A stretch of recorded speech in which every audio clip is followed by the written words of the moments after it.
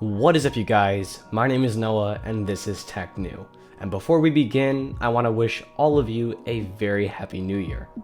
Let's hope that 2017 doesn't kill us all. And with the new year, I thought I would kick things off with yet another late review. Wait, what the hell? Another late review? What is this kid's deal with reviewing outdated tech? I mean, who cares, right? Now, hopefully, most of you watching don't feel this way, but I'm sure a few of you are a little bit skeptical. There's two reasons why I make these kinds of videos. Number one, I don't have a lot of money to spend, and number two, most of you don't have a lot of money to spend. Another way of saying this is, since I cannot afford to buy new devices left and right, I resort to reviewing technology I already own. And I assume since most of you, the viewers, cannot afford to always buy the latest and greatest of technology, you resort to reviews that reinvigorate your interest and confidence in older products. In this case, the now 2-year-old iPad Air 2. With that said, let's get into this late review.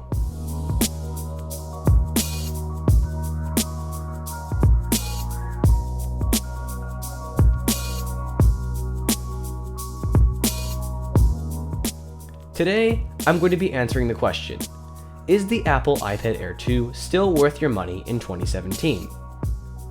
Now, the product hasn't been discontinued by Apple yet, as it is still the cheapest full-size 9.7-inch iPad available.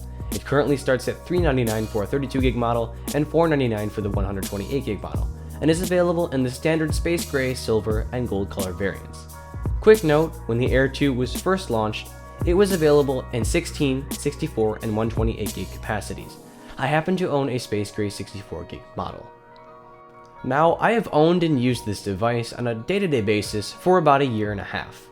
I mainly use it for academic purposes, as my school has integrated iPad into its curriculum. This means I carry my iPad Air 2 with me to every class, every day, every week, and every month of the school year. Basically what I'm saying is, I know this device like the back of my hand. First, let's start with a spec rundown. The iPad Air 2nd generation was unveiled on October the 16th, 2014, and sports an exceptionally thin and light body, measuring 6.1mm thin and weighs in just under a pound. A tri-core Apple ARM A8X processor clocked at 1.5 GHz, accompanied with 2 GB of RAM, a 7340 mAh battery, Touch ID 1st generation in the home button, a front 1.2 megapixel FaceTime HD camera, good for 720p video recording, and an 8 megapixel iSight back camera with an f2.4 aperture, good for 1080p video recording at 30 FPS. Now, with all that out of the way, let's get into the full review. I'm going to be applying Marcus Brownlee's 5-pillar method or philosophy to this review, as tablets are essentially smartphones with larger chassis, displays, and batteries. I'm also going to be applying my own 1 to 10 rating scale for each of these 5 categories. The design of the iPad Air 2 is by no means revolutionary, but it is simple, premium, exceptionally thin and light, and satisfying to look at and handle. Now, let's be realistic.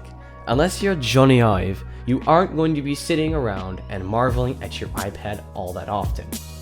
And most of us people who can't afford to replace one of these fragile, high-tech slabs of metal, silicon, and glass will slap on a third-party case.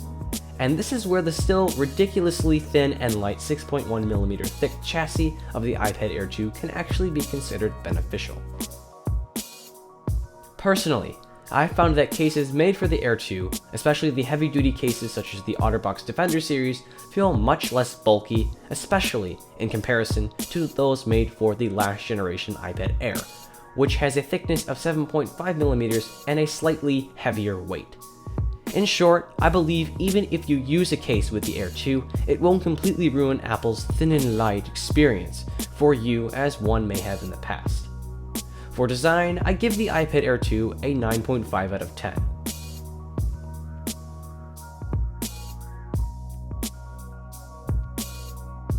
Since 2012, Apple has retained the same display resolution for its 9.7-inch iPads.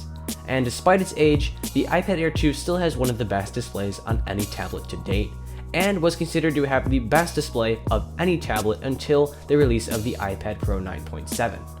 As I've said before, a display like this is more than adequate for most users who aren't accustomed to the latest and greatest of technology, like myself. During a typical school week, I am constantly reading textbook material and watching YouTube videos off my iPad.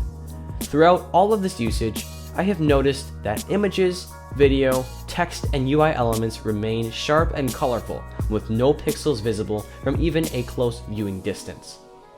And even with my OtterBox Defender Series case with a built-in screen protector installed on my own Air 2, the display still appears sharp and vibrant. In short, this display will not disappoint. For display quality, I give the Air 2 a 9 out of 10.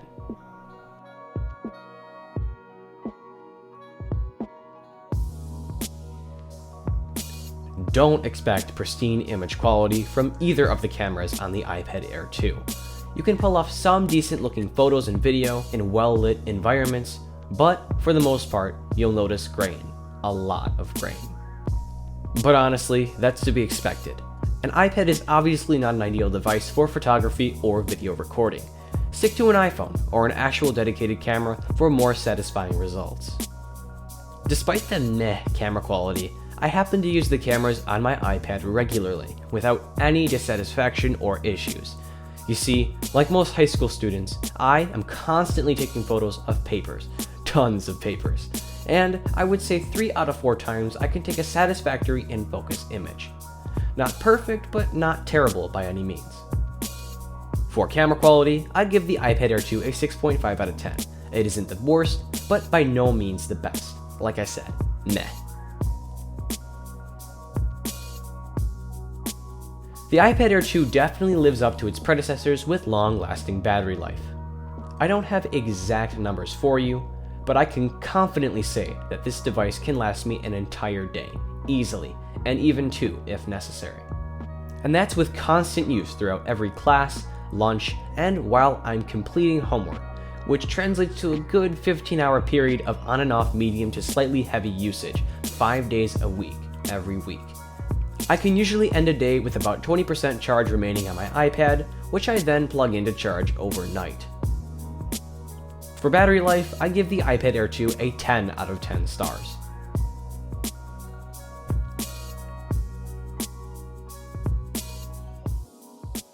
And once again, I've saved the best bit for last, my opinion on performance. As you know, I use my iPad on a very regular basis, and what I failed to notice is really any lag or stuttering while completing a variety of tasks. Now, no device is completely free of any occasional slowdowns. However, the iPad Air 2 is no slouch. The Air 2 runs iOS 10 like a champ. Upload times are quick, animations are buttery smooth, and multitasking is a breeze with the 2 GB of RAM inside.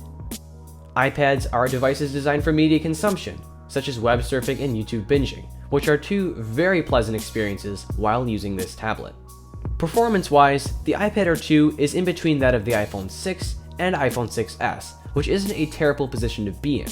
Taking a look at Antutu benchmarks, this claim seems to be proven true. In fact, the A8X within the Air 2 receives a higher multi-core score in Geekbench 3 benchmark tests than the A9 found in the 6s.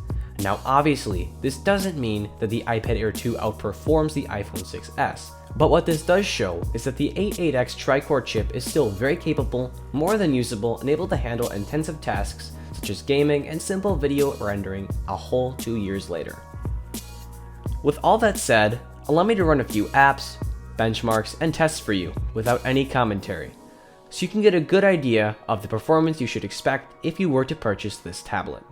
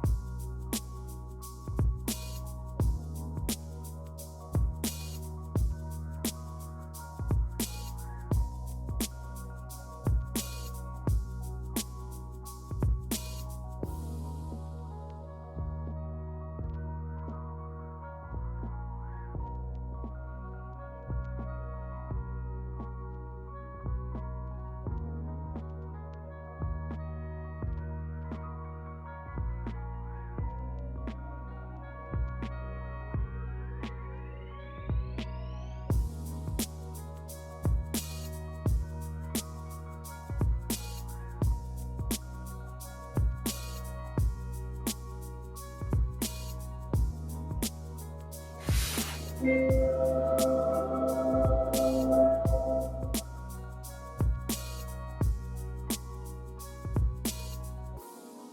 is a Chucky Beat production.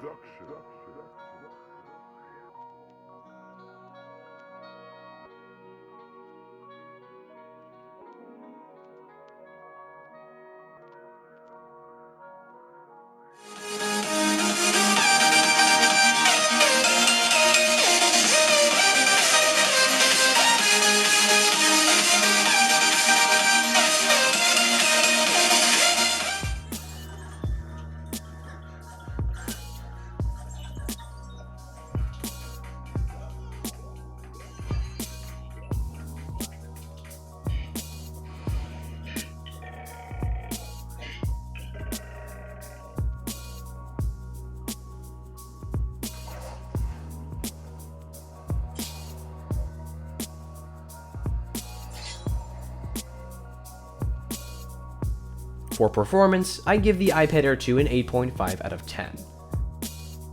The iPad Air 2 receives a final score of an 8.7 out of 10. For an older device, it fares very well running Apple's latest firmware and performs exceptionally well in comparison to the iPhone 6s, which still remains a very high-performing device. I definitely recommend this product due to its premium design, its nicely sized, colorful, and sharp display, truly great battery life, and performance. So yes, the iPad Air 2 is still well worth the money you would fork out for it. And that about wraps things up.